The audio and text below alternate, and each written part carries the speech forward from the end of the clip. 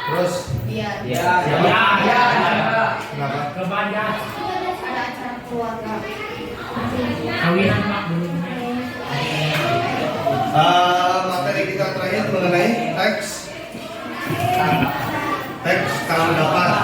Sampai mana teks tanggapannya? Bagaimana cara mengajak ya? Teks persuasi penguatannya. Ada dibagi menjadi berapa itu? Pertama, Etika. kedua, Etika. sebelum kita ke situ, kalian sudah tahu kalimat negatif? Apa itu kalimat negatif? Belum ya? Oke. Kita akan buat sebuah keyakinan kelas. Jadi keyakinan kelas itu adalah sebuah aturan atau sebuah kegiatan ya yang kita lakukan bersama-sama, bukan berdasarkan sebuah aturan saja, tapi itu diyakini dan dihayati agar kalian bisa melakukan itu setiap hari tanpa tekanan. Ini nanti saya akan bagikan kepada kalian. Silahkan dalam pembelajaran di kelas kalian mengapa. Tapi untuk hal yang positif, oke, kita buat keyakinan kelas.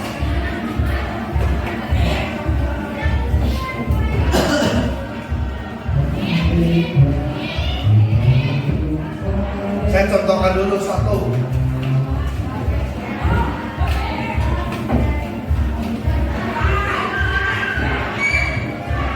Jangan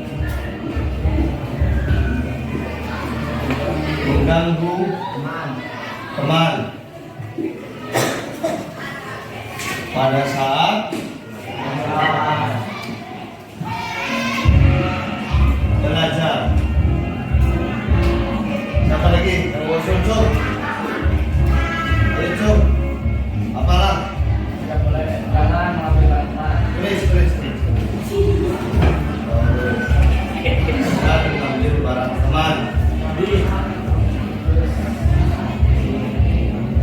Apa lagi? Cuk. Ya, nanti betul.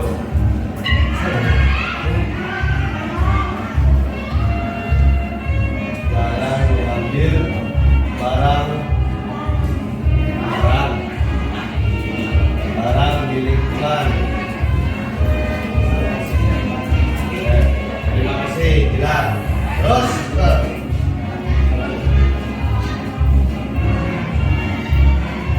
Di sini siapa tadi? Ya.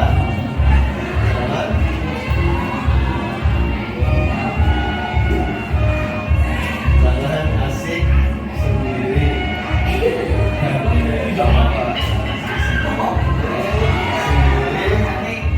Saat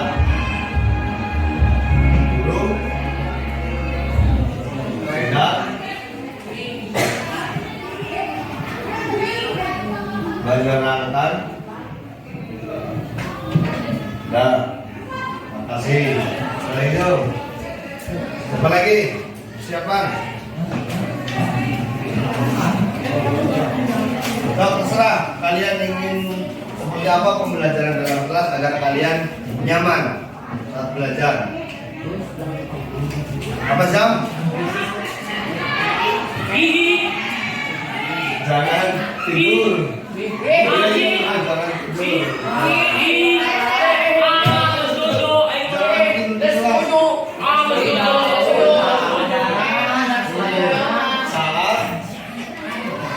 Guru nerangkannya betul, pasang nerangkannya lebih. Ada lagi.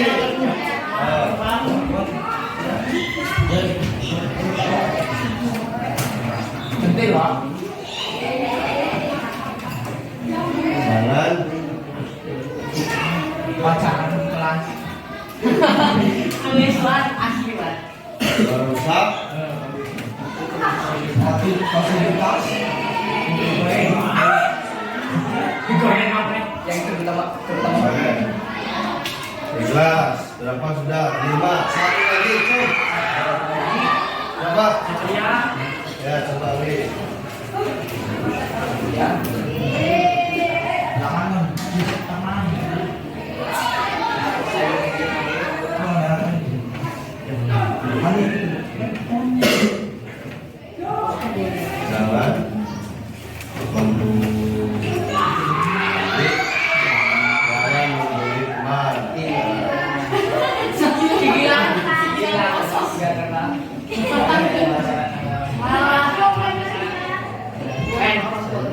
Menyebut orang tua. Ini maksudnya ke adab atau perilaku. Nah, terima kasih. Ya, nanti saya tambahkan tepuk tangan buat kalian semua.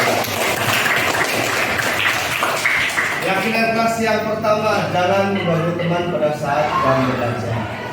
Jadi kalau saat belajar semuanya harus fokus belajar. Jangan mengambil barang milik teman. Misal contoh lagi nulis dapat pulpen padahal lagi digunakan. Tidak boleh. Ya, minimal bilang dulu kalau diizinkan baru Boleh. jangan ngasih sendiri ya, jangan ngambil sendiri. Nanti pada saat pembelajaran misalnya menggunakan multimedia bukan apa kalian ngasih ada yang chat padahal sedang belajar, tidak boleh. Jangan tidur di kelas saat guru mengajar ya kalau ngantuk bisa minta izin cuci muka mau mandi silakan. Terus jangan rusak fasilitas di kelas ya, lagi belajar nanti kalian menjang meja sampai copot jangan ya, agar nyaman ya, jangan narik gorden agar nyaman, agar ya ini aja. Terus jangan memberi teman dengan menyebut nama orang tua. Misal ada yang lagi mau maju siap-siap, salah satu dibilang misalnya namanya siapa, namanya Bambang, orang tuanya misal Bang maju bang lah itu jangan ya. Kenapa? Ini terkait dengan sopan santun dan satu lagi saya tambahkan 7. Pada saat jam pelajaran tidak boleh telat masuk jam pelajaran, maksimal 15 menit. Keterlambatan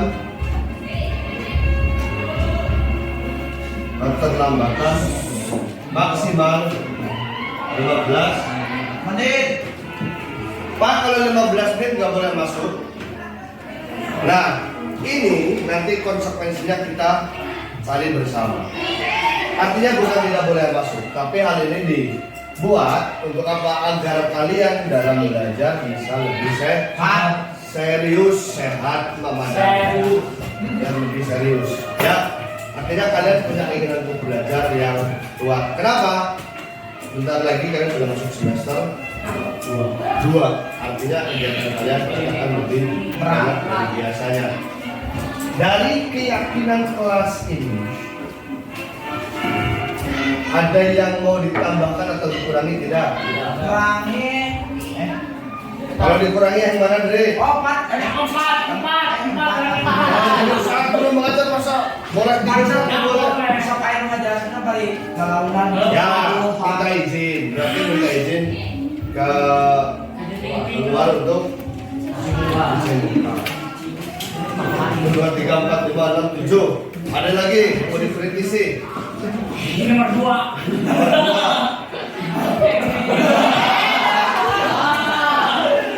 Ini masuk. Ya, bercanda. Ini masuk. Jangan, karena takut banyak. Udah apa itu? Itu makan cepat. Nomor 8. Kalian nggak makan? Jangan kembali. Sudah ya? Udah. Makan ya? Oke? Oke. Oke? Oke, kalau sepakat sekarang kita rubah menjadi kalimat positif. Kalau ini kan negatif nih. Ini kalimat negatif ada kata jangan. Ini kita rubah menjadi kalimat positif. Contoh nomor 1, jangan mengganggu teman pada saat belajar. Berarti buat kenyamanan Push up. saat pembelajaran. Itu meja teman. Yang kedua, berarti apa? Tidak spasi.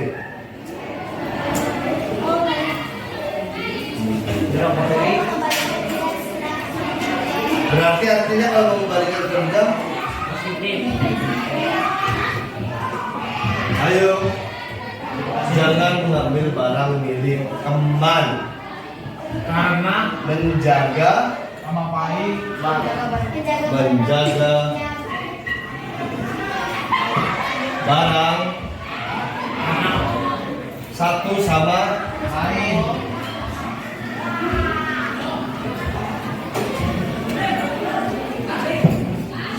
terus jangan asik sendiri. Berarti Ngobrol sendiri. memperhatikan atau menghargai. fokus Fokus. pada pembelajaran.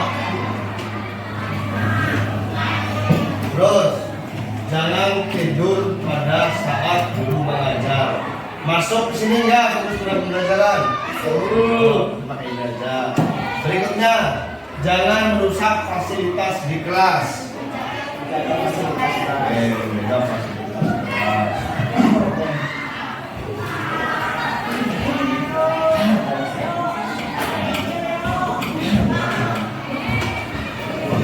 Terus berikutnya, jangan membuli teman, jangan menyebut nama orang tua. Saling menghargai. Saling menghargai.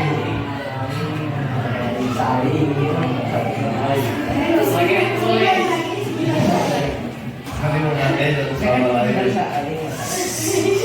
Keterlambatan maksimal 15 menit. Lebih bagus lagi berarti berdisiplin.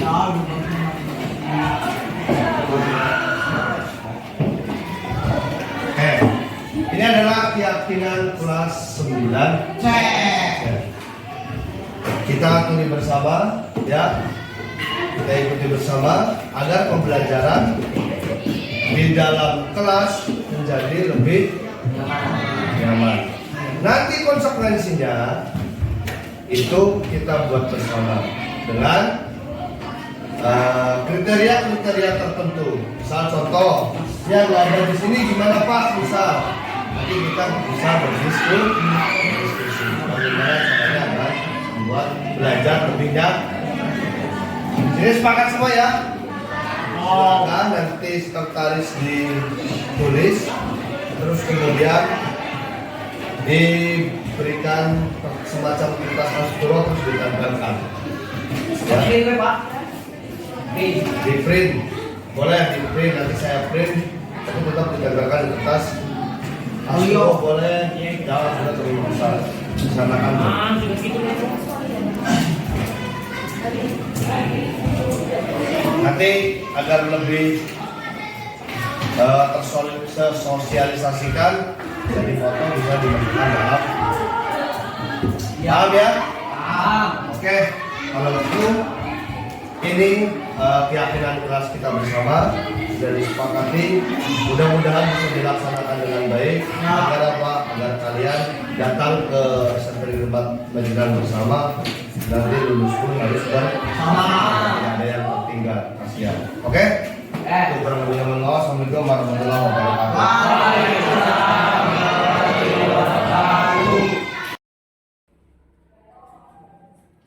Yuk.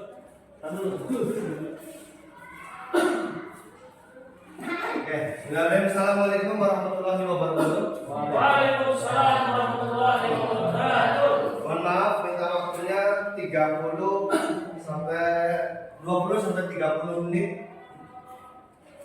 Ya, izinkan saya Disediatoro sudah hafal sebagai Bapak Ibu. Coba untuk mendiseminasikan. Ya, kalau bahasa kemarin Pak Bapak diapakan diimbaskan. Pengimbasan kepada rekan-rekan guru. Di sini tidak bisa semuanya. Mohon maaf, sekali lagi saya mengambil waktu Bapak Ibu yang seharusnya sudah pulang. Saya ajak untuk sedikit berdiskusi tentang apa sih budaya positif di sekolah. Kita sama-sama belajar bareng ya. Silakan kalau ada masukan. Ya.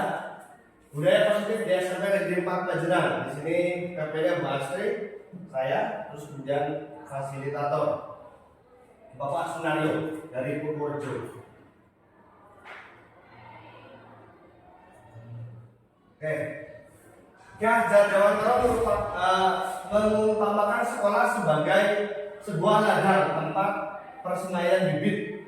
Jadi bibit di sekolahan itu, bibit di ladang dianggap sebagai murid di sekolah. Bagaimana cara kita memelihara, bagaimana cara kita memupuknya, bagaimana cara kita merawatnya hingga kemudian bisa menjadi bibit unggul. Kalau peserta didik yang unggul berprestasi dan tentunya yang terbaru adalah sesuai dengan profil pelajar Pancasila. Bukan hanya di sekolah, di keluarga, tapi juga di masyarakat. Oke, tujuannya untuk apa? Untuk menumbuhkan budaya positif. Nanti kita belajar bersama budaya positif itu kurang lebih ada 6. Ya, di sekolah dengan meyakini nilai-nilai kebijakan universal. Bukan kebajikan, tapi kebijakan universal serta menciptakan murid yang merdeka. Nah, ini nanti kita sama-sama bahas. Kita punya cita-cita untuk memerdekakan murid. Ini selebih ini. Nah, lini masa. 1. Jelas meminta izin kepala sekolah. Insya Allah saya sudah meminta izin sama kepala sekolah tadi untuk mengimbaskan ini, terus kemudian mengkoordinir sebagai salah satu guru yang memberikan atau menciptakan keyakinan kelas di kelas saya 9C. Terus kemudian pemberian tugas kepada peserta didik para murid di kelas 9C untuk memberikan keyakinan kelas yang dicoba diterapkan di rumah. Kalau di sekolah berarti keyakinan kelas, berarti kalau di rumah ya keyakinan rumah atau keyakinan sebagai anak. Terus kemudian membuat dokumentasi. Nanti anak-anak sudah saya tugaskan untuk membuat dokumentasi, termasuk salah satu pengimbasan ini. Tolak ukurnya nanti kita bisa lihat bersama. Selama 3 tahun ya, bukan 1 tahun. Murid selalu menjalani kesepakatan kelas. Seperti saya ambil contohnya piket kelas. Piket kelas adalah kesepakatan. Murid yang buat, murid yang jalankan, murid yang laporan. Terus kemudian lingkungan kelas dan sekolah terasa nyaman serta tampak bersih dan rapi. Masih penyampaian kita ya Bapak Ibu, masih banyak yang kotor. Terus kemudian terjalin komunikasi aktif antar guru. Insya Allah kalau di kita sudah mulai terjalin komunikasi yang aktif. Murid sudah banyak yang berani melapor, sesama guru sudah baik, saling bisa berkolaboratif dengan baik. Tolak ukurnya 3 ini. Sebenarnya ada 9 tapi terlalu. Intinya 3 ini.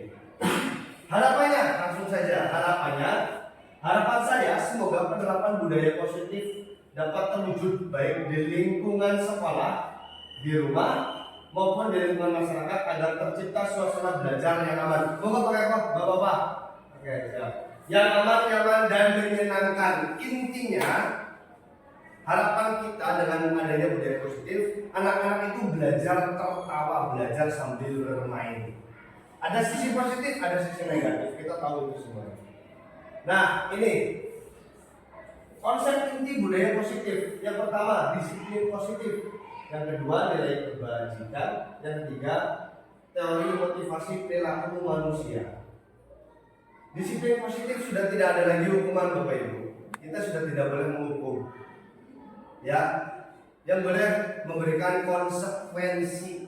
Kalau bahasa saya penghargaan, bukan hadiah. Jadi sudah tidak boleh menghukum. Di kurikulum Merdeka. Ini disiplin positif. Nilai kebajikan ini adanya di keyakinan kelas. Saya kasih contoh. Kelas ini nggak ada ya poin-poin kenakalan remaja.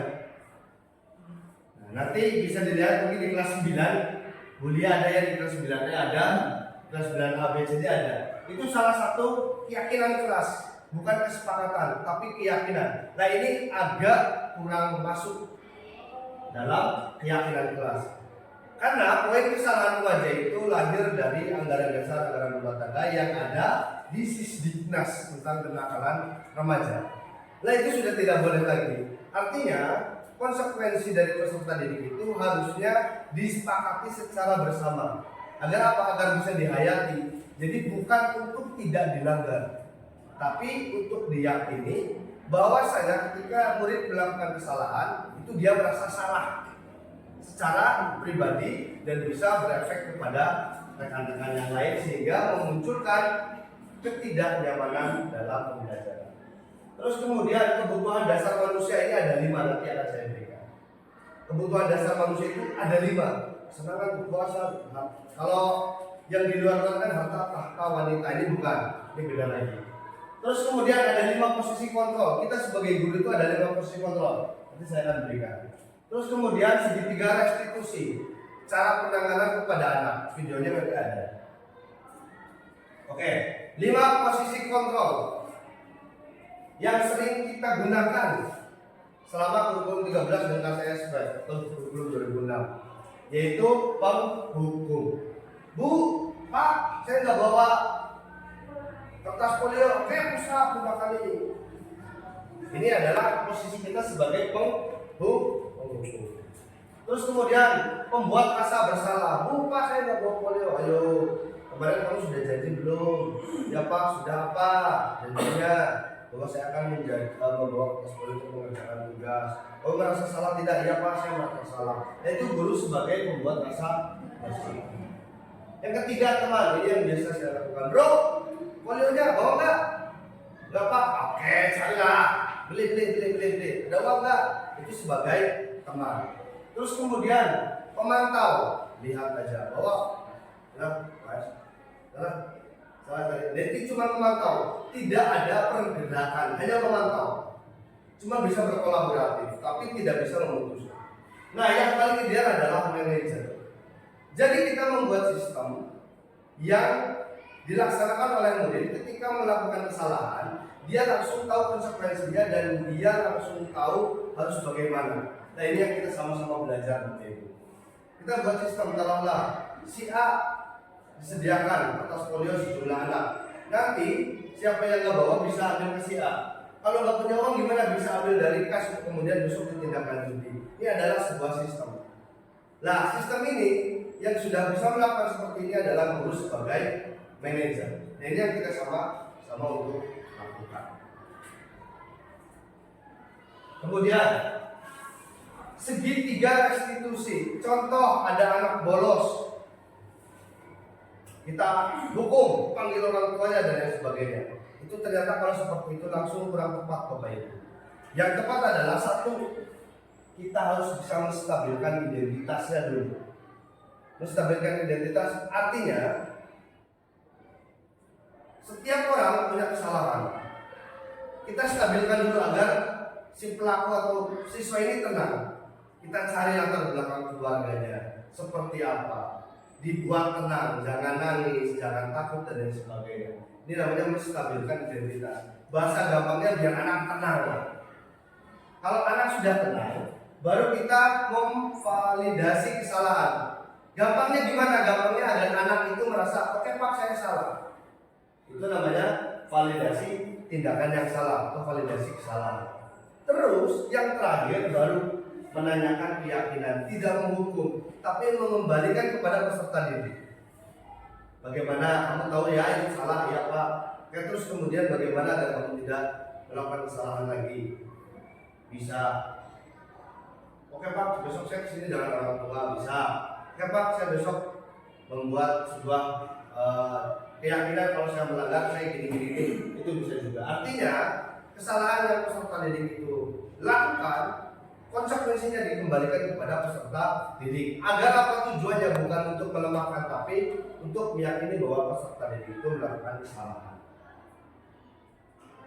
Yang terakhir, 5 kebutuhan dasar manusia. 1, kebutuhan bertahan hidup. Biasanya anak-anak sedang di SMP SMA sedang mencari ilmu. Bagaimana citra mereka? Untuk apa? Untuk bertahan hidup. 2, banyak juga caper cari perhatian. Kenapa? Dia butuh kasih sayang. Kalau di SMP SMA dia butuh pacar, tinggal orang tua, kita yang jauh, ditinggalkan oleh orang tua. 3, kebutuhan kemampuan atas kemampuan. Jadi kadang-kadang ada anak yang ingin diakui kehebatannya. Oh iya sini hebat main volinya, oh iya sini hebat main futsal. Jadi kebutuhan juga. Terus yang keempat, kebebasan. Ini anak-anak kadang-kadang ada yang bawa kalung, pakai cincin, terus kemudian rambutnya diwarnai. Itu bukan apa-apa karena dia butuh kebebasan.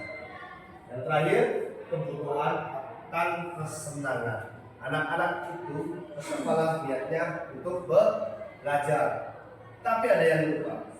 Anak-anak berangkat dari rumah punya rasa senang untuk belajar, terus kemudian di sekolahan harus punya rasa senang untuk berkolaborasi dengan mereka satu sama lain. Ini adalah 5 kebutuhan dasar manusia. Ya, di kita sudah ada beberapa contoh budaya yang positif. Yang pertama, peringatan Hari Besar Islam atau biasa dikenal dengan PHBI bersama warga sekolah dan orang tua. Pak, itu ada gambar polisi, kebetulan pada saat itu sedang ada penyuluhan dari polisi. Terus in-house training, implementasi kurikulum merdeka. Kalau di SMP 4 itu di kelas 7 dan 8, beserta Pak Pengawas dan diikuti seluruh rekan guru SMP Negeri 4. Contoh budaya positif lainnya timbul dari keyakinan kelas, yaitu upacara bendera yang sudah disepakati bersama, dilakukan setiap hari Senin. Kalau tidak ada kegiatan atau tidak ada kendala seperti hujan dan lain sebagainya, kita selalu melakukan upacara bendera. Yang terakhir sekali kita lakukan adalah deklarasi anti bullying yang sekarang sedang marak dilakukan di beberapa sekolah. Terima kasih, itu penjelasan dari saya tentang budaya positif. Yang pada intinya Bapak Ibu, budaya positif adalah sebuah budaya atau sebuah tindak lanjut atau sebuah kebiasaan yang dilakukan dengan mencerminkan nilai-nilai positif yang lahir dari dalam Untuk peserta LDKS, sampai sini ada pertanyaan? kelas masing-masing untuk Ada pertanyaan? melaksanakan daftar hadir. Oke. Sampai sini ada pertanyaan? Cukup? Mengenai budaya positif? Kalau ada silakan bertanya, kalau tidak ada bisa dicukupkan? Cukup ya? Oke, cukup. Untuk refleksinya, saya buatkan beberapa pertanyaan. Nanti silakan bisa mengirimkan mengirimkan jawabannya dengan mengirimkan chat saja kepada saya. Yang pertama, bagaimana perasaan Anda ketika melaksanakan kegiatan pada hari ini? Terus kemudian yang kedua, menurut Bapak Ibu semuanya, bagus tidak sih keyakinan kelas kita terapkan di SMP Negeri 4 Majenang? Kalau bagus kenapa? Kalau tidak bagus kenapa?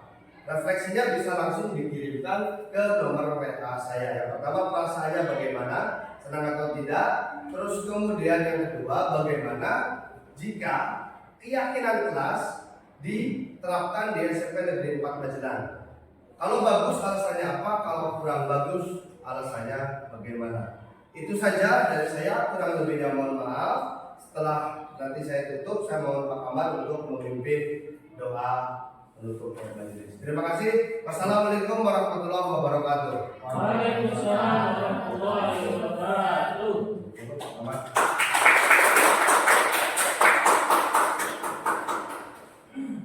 Assalamualaikum warahmatullahi wabarakatuh.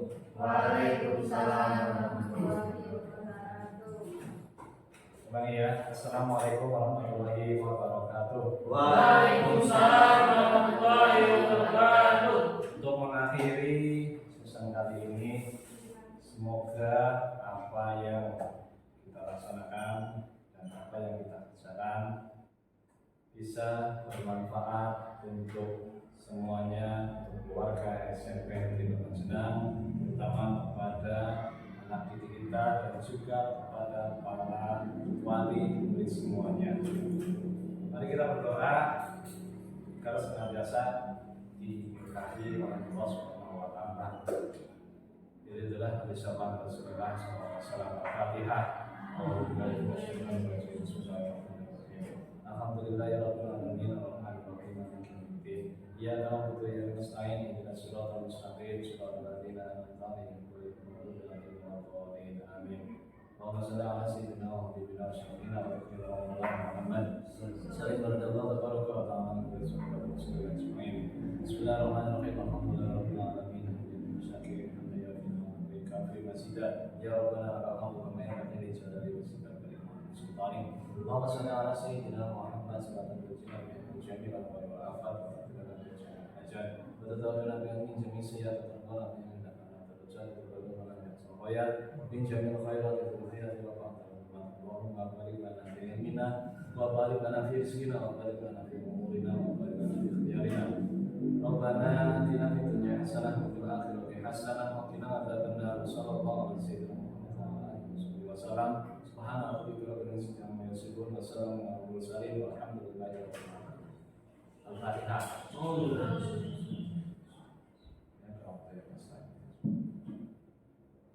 Assalamualaikum warahmatullahi wabarakatuh. Waalaikumsalam warahmatullahi wabarakatuh. Cukup, terima kasih Bapak Ibu, benar bisa dikeluarkan.